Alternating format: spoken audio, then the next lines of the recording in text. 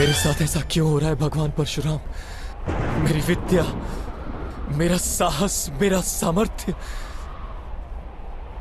सब क्यों छूट रहा है मुझसे? ऐसा क्यों हो रहा है भगवान परशुराम? अंगराज कर्ण,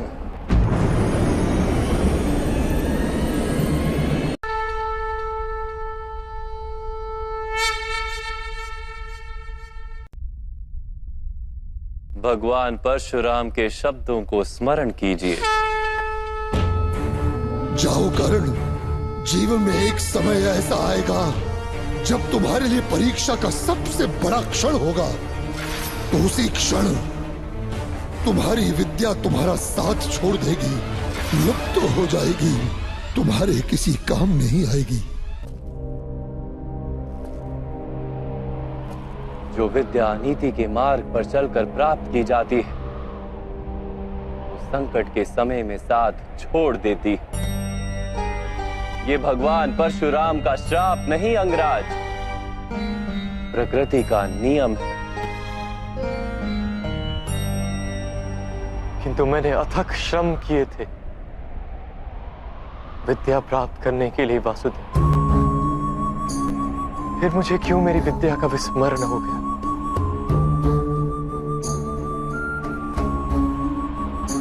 विद्या प्राप्त करने का प्रयत्न आपने क्यों किया था अंगराज? क्या विद्या का महत्व जाना था आपने? क्या विद्या प्राप्त करके समाज को लाभ देने की इच्छा थी आपके हृदय में? या केवल अपने अपमान का प्रतिशोध लेने हेतु आपने विद्या प्राप्त की? जब ज्ञान को मनुष्य साधन मानता है, किसी अन्य वस्तु को प्राप्त करने हेतु ज्ञान ग्रहण करने निकलता है, तब ज्ञान ग्रहण करते समय उसका मन स्थिर नहीं हो पाता। ज्ञान उसकी आत्मा का गुण नहीं बन पाता। जो व्यक्ति अमूल्य ज्ञान का मोल जानकर ज्ञान प्राप्त करता है, वो उत्तम बन जाता है। किंतु जो व्यक्ति कुछ और प्राप्त करने के आशय से ज्ञान प्राप्त करता है, वो जीवन भर श्रेष्ठ बनने की स्पर्धा में लगा रहता है, किंतु उत्तम नहीं बन पाता। आपने भी ज्ञान प्राप्त किया किसी आशय से, भगवान की शरण में रहकर भी आपका मन शांत नहीं हुआ। आप प्रतियोगिता करते रहे कहीं दूर बैठे अर्जुन के साथ। मैं लौटूंगा, पर इतना विश्वास दिलाकर जाता हूँ कि मैं भारतवर्ष का सबसे श्रेष्ठ धनुर्धर बनकर लौटूंगा और आपके सभी शिष्यों से श्रेष्ठ बनूंगा मैं। ज्ञान प्राप्ति का आपका आशय ही अनुचित था, तो इस विद्या का विस्मरण कैसे नहीं होता अंगराज? कैसे नहीं करता मैं प्रतियोगिता वासुदेव? कैसे समझौता कर लेता अपने जीवन के साथ? ये समाज निरंतर ही मेरी संभावनाओं को कुचलता रहा है, मेरी शक्ति को सम्मान नहीं दिया, मेरे सपनों को स्वीकार नहीं किया, सदा ही सूत पुत्र कहकर अपमानित करता रहा है मुझे। अपने पिता की बात मान लो, क्योंकि उन्हें ज्ञान है कि सूत में सामर्थ्य नहीं होता।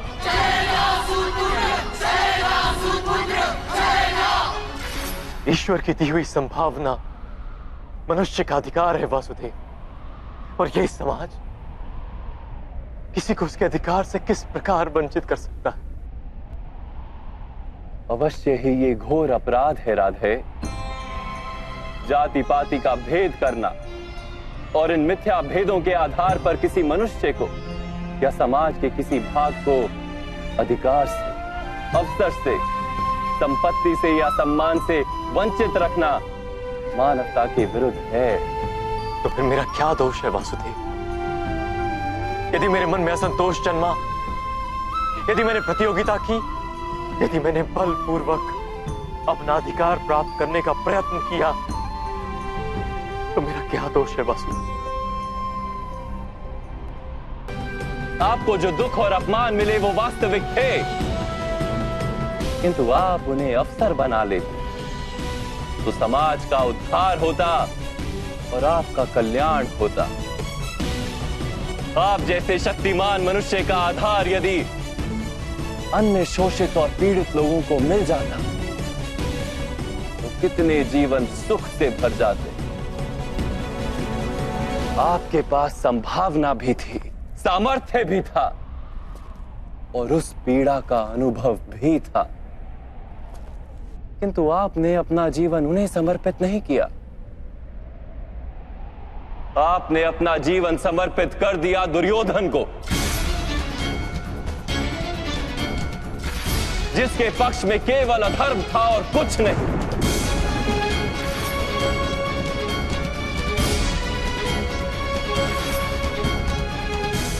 अब देखिए अपनी स्थिति। आप दुर्योधन के पक्ष में खड़े रहे, आप पांचाली के वस्त्र हरण जैसे पाप के भागी बने। आप अपनी माता का सम्मान नहीं कर पाए, अपने ही भाइयों के 2-2 पुत्रों की हत्या की आपने, और आज अपना धर्म गंवाकर, अपनी विद्या गंवाकर, अपना संतोष गंवाकर अपने ही अनुज के हाथों मरने के लिए सज्ज खड़े।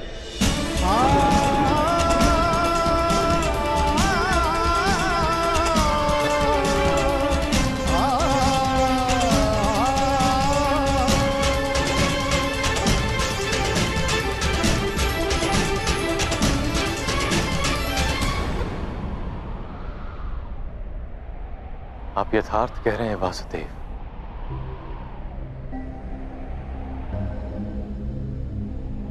किंतु मैं मित्र दुर्योधन के उपकारों का विस्मरण नहीं कर सकता। कौन सा उपकार राधे? क्या आपसे मित्रता करने के पश्चात दुर्योधन ने समग्र हस्तिनापुर के सूतों और पीड़ित मनुष्यों को विद्या का अधिकार दे दिया? क्या उसने सारे पीड़ित और शोषित समुदाय को अपना लिया? नहीं, नहीं राधे, उसने केवल अपने लाभ हेतु आपसे मित्रता की। आपके हृदय में अर्जुन के प्रति जो प्रतिस्पर्धा थी, उसके कारण आपसे मित्रता की। यदि आपने अपने दुखों का त्याग करके समाज के दुखों को अपनाया होता तो दुर्योधन की मिथ्या मित्रता का सत्य आप जान पाते। यदि दुर्योधन के हृदय में उपकार की भावना होती तो आप उसके माध्यम से संसार के पीड़ितों को लाभ करवा पाते। वास्तव में उसे सारे अधर्मों और अपराधों से मुक्त करवा पाते। किंतु आपने सत्य जाना ही नहीं। आप पर किए गए उपकारों का वास्तव में कोई मूल्य ही नहीं था। मैंने जीवन भर पीड़ितों और वंचितों को दान दिया है वासुदेव। अपनी संपत्ति में से अपने पास कुछ भी नहीं रखा। धन दान का वास्तविक लाभ दानी को होता है, दान प्राप्त करने वाले को नहीं। आपने यदि अपने सामर्थ्य का उपयोग अपने जैसे पीड़ितों को स्वतंत्रता दिलाने के लिए किया होता तो सबको लाभ होता राधे। आप कहते हैं कि समाज ने आपकी संभावनाओं का नाश कर दिया, किंतु ईश्वर द्वारा दी गई उन संभावनाओं का मूल्य तो आपने जाना ही नहीं।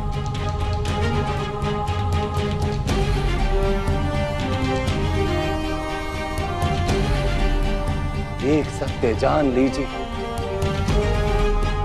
जो व्यक्ति समाज के लिए जीता है उसे स्वयं भी लाभ होता है, किंतु जो व्यक्ति केवल अपने लिए जीता है वो स्वयं को और समाज को दोनों को हानि पहुंचाता है।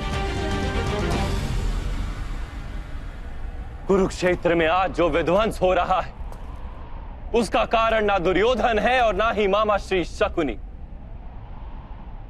ये पाप 3 महारथियों का है, महामहिम भीष्म, गुरु द्रोण और आप राधे।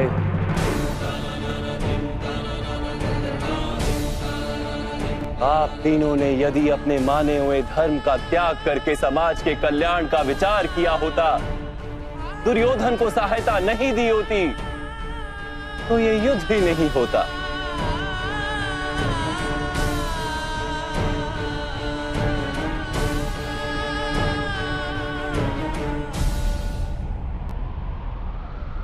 आप उचित कह रहे हैं वासुदेव। इस समाज को जितनी हानि अधर्मियों से नहीं होती, उससे अधिक हानि धर्म जानने वालों की निष्क्रियता से होती है। इस महायुद्ध का पाप हमारे सर है।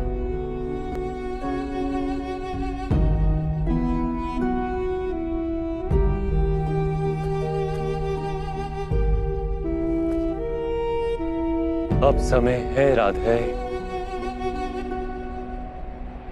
अपने दुखों को भूल जाइए, अपने अधर्म का त्याग कीजिए और अपनी मृत्यु को स्वीकार कर लीजिए।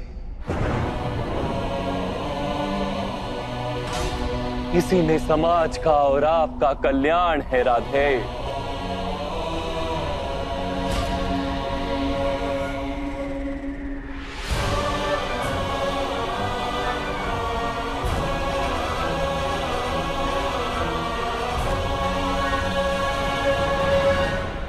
मैं आपका आदेश स्वीकार करता हूं वासुदेव, मृत्यु का भी स्वीकार करता हूं।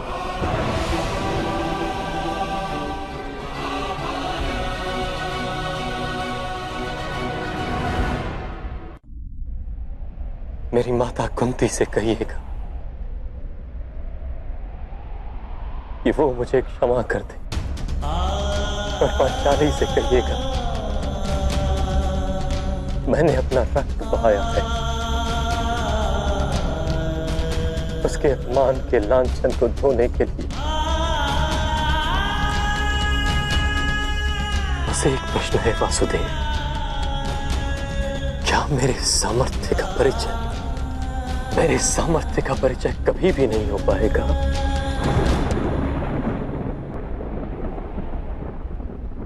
राधे, जब आपके हाथ में धनुष नहीं, आपके रथ का पहिया भूमि में धंसा और आपको अपनी विद्या का विस्मरण हो गया, ऐसे अवसर का लाभ उठाकर आपका वध करना पड़ रहा है। क्या यही आपके सामर्थ्य का प्रमाण नहीं?